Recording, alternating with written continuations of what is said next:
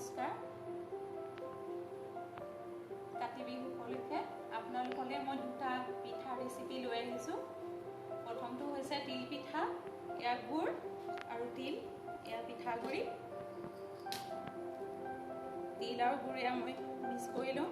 তিলখিনি ভাজি লৈছোঁ, ভাজি পেলাই গুড়ি কৰি লৈছোঁ। এয়া গুড়খিনি মিহিকৈ কাটি লৈছোঁ।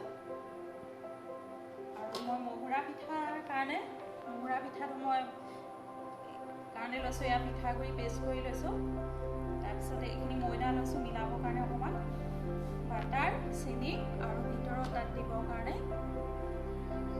মাজত ভৰাই দিবৰ কাৰণে এয়া লৈছোঁ মাৱা লগত মিক্স কৰি দিছোঁ, কাজু, কিচমিচ আৰু ইলাচি, চেনি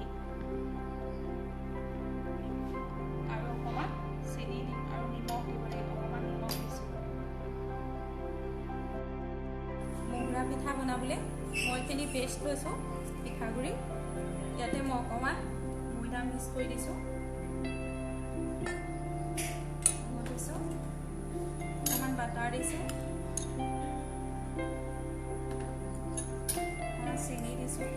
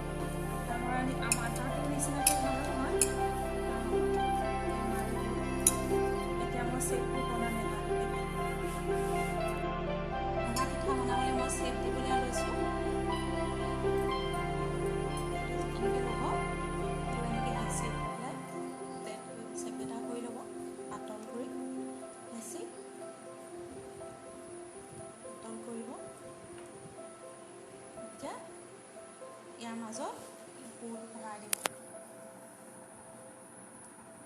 এইদৰে ভৰাই দিব। ইয়াত আপোনালোকে মই আজি মাৱা, কিচমিচ আৰু কাজু পেষ্ট মিক্স কৰি দিছোঁ। এইখিনি আপোনালোকে ইচ্ছা কৰিলে নাৰিকলো ভৰাব পাৰে, নাৰিকল অন্য ফ্লেভাৰ থকা চকলেট ভৰাব পাৰে, ভেনিলা ফ্লেভাৰ ভৰাব পাৰে। মই ইলাচি দিছোঁ ইয়াত ফ্লেভাৰটো। এতিয়া চাব,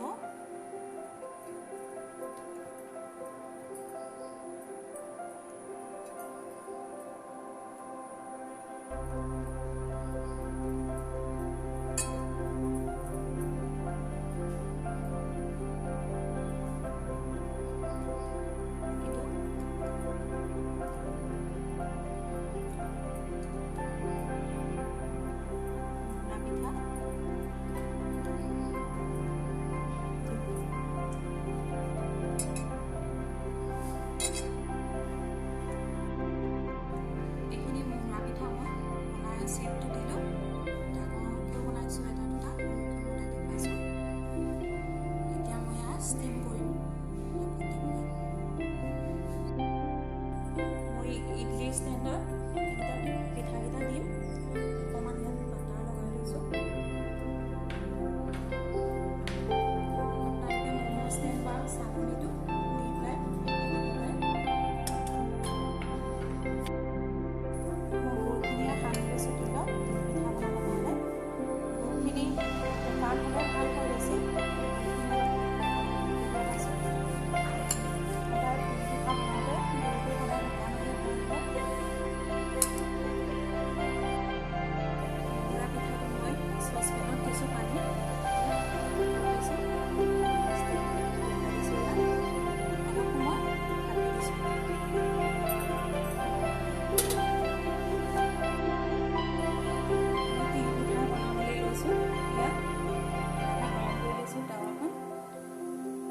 আপোনালোকে সকলোৱে জানে, তথাপিতো এটা কথা কৈছোঁ, চাউলটো তিল পিঠা বনাবৰ কাৰণে তিয়াৰ সময়টো 3 ঘণ্টা ওপৰত তিয়াব লাগে। 3 ঘণ্টা হ'বই লাগে, তেতিয়াহে চাউলটো ভালকৈ হয় আৰু পিঠাটো দেখিবলৈও ভাল হয় বা নাভাগে নকৰে।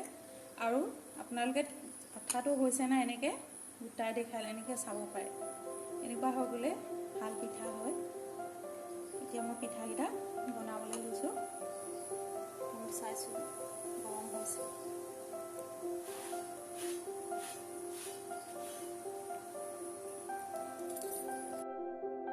এতিয়া মই পিঠাটো বনাইছোঁ। পিঠাটো এনেকৈ দিব লাগে, হেতাইও দিব পাৰে, হাতেৰে দিলে বেছি পাতল হয় আৰু পকাওঁতে মানে মাছটো ফুলা হৈ থাকিব লাগে, তেতিয়া পিঠাটো ভাল হৈ থাকে। বা কিছুমানে বহুতে বেছি দিয়ে বা এনেকৈ মাজত ফাঁক কৰি নথয়, তেতিয়া পিঠাটো লিকটীয়া হৈ যায় দিন হ'লে।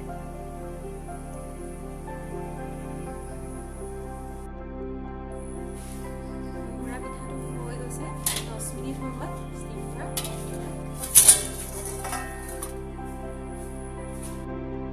পিঠাবোৰ ভাজি হ'লে অকণ এনেকৈ মেলি দিব লাগে মচমচীয়া হ'বলৈ, বা বেলেগ অন্য ছাইডেও গৰম কৰি থ'ব পাৰে। অলপ দেৰি থ'লে মচমচীয়া হৈ যায়, চিধা থ'লে মানে অলপ সেমেকা নিচিনা হৈ থাকে। এইবোৰ এতিয়া অলপ মচমচীয়া হৈছে।